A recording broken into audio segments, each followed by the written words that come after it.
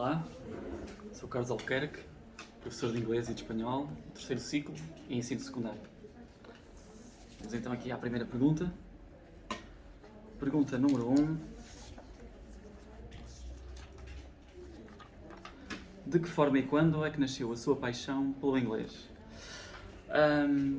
Costumam dizer-me que antes de falar português já cantava em inglês. E, portanto, eu acho que foi um processo natural e algo forçado por parte dos meus pais, porque havia sempre música em casa. Portanto, eu comecei logo a tentar arranhar um pouco o inglês lá por casa. Depois, tive sempre muita curiosidade e fui sempre muito curioso em relação àquilo que era diferente, àquilo que vinha de fora.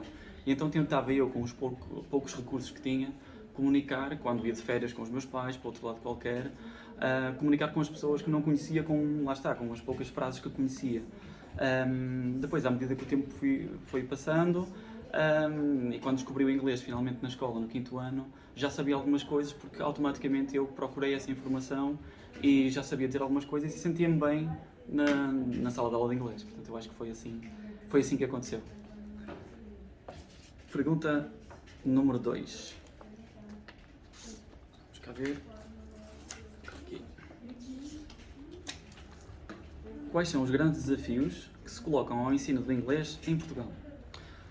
Ora, enquanto professores de inglês, eu acho que somos uns privilegiados, porque o mundo em que nós vivemos, e pensando na cultura pop, ajuda imenso à divulgação do inglês. Se pensarmos nos filmes, nas séries, se pensarmos também na internet e nas redes sociais, há um mundo infinito de informação em inglês.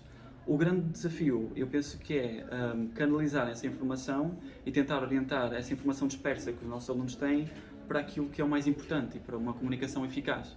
E, portanto, eu acho que esse é um dos grandes desafios.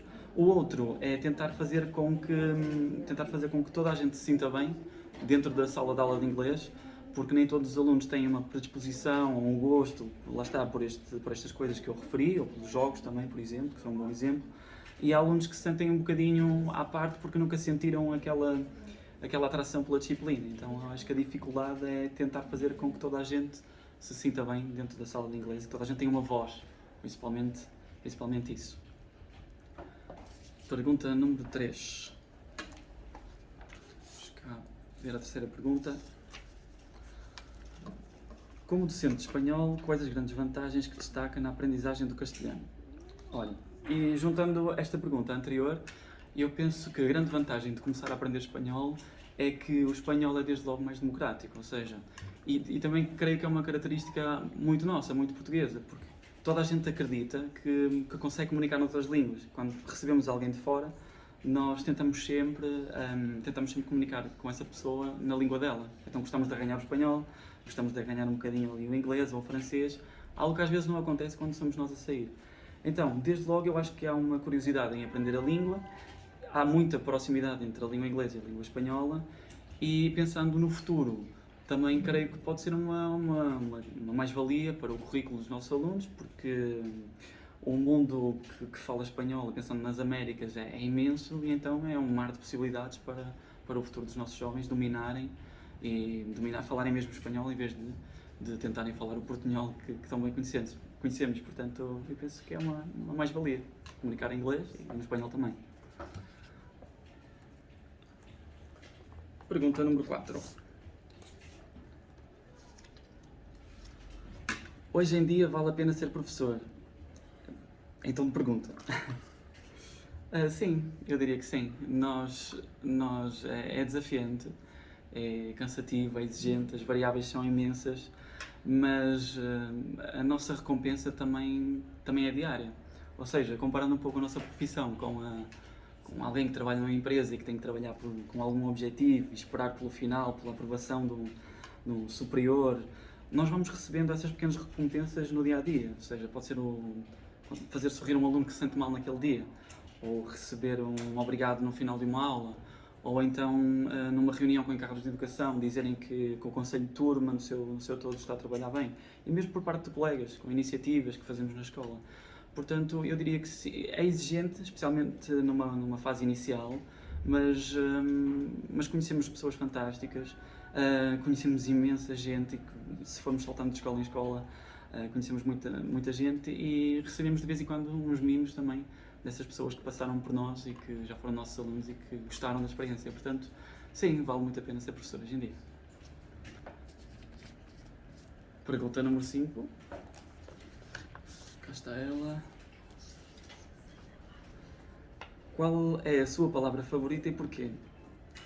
Bom, eu, não tendo uma palavra favorita, eu pensei numa palavra que acho importante para a nossa profissão, mas não só, que é a palavra empatia.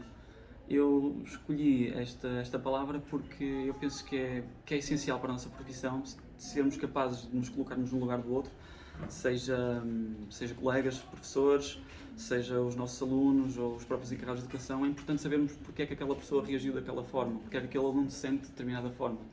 E tendo essa capacidade, eu penso que fica tudo mais fácil, ou seja, tentarmos refletir um pouco sobre aquilo que aconteceu, porque é daquele aluno se sentir e reagir daquela forma, e a partir daí eu penso que fica tudo mais fácil. Na escola e na nossa vida também, esta capacidade de sermos empáticos, de conseguirmos ler e a reação dos outros e colocarmos também no lugar do outro é muito importante. Então, não tendo uma palavra favorita, eu acho que esta se adequa aqui à nossa entrevista, ao nosso momento. E uma última questão.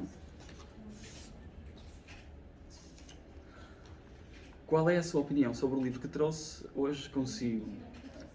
Eu trouxe este livro.